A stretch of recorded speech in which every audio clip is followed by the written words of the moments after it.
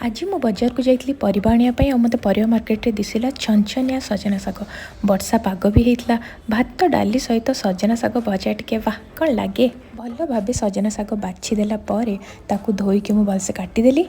बिना रसुण रे सजना सागर टेस्ट कौन बा लागिबो। छोट छोट करी पियाज काटिके तास्ता टिके रसुण भी छेचिदेली। भात डाली बन सारा पर ही साग बनवा स्टार्ट कली।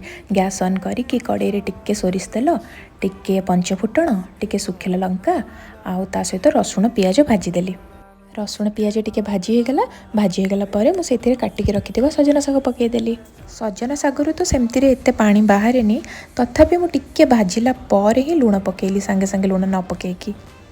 लुण पकईकी टिके सजना साग सहित लुण मिसीगला पर टिके समय पे घोड़े देली टिके सिझिया 3-4 मिनिट पर घोड़णी काढ़ी देखिली सजना साग भजा पूरा रेडी। वर्षा दिने भात डाली सह सजना साग आउ कौन दरकार।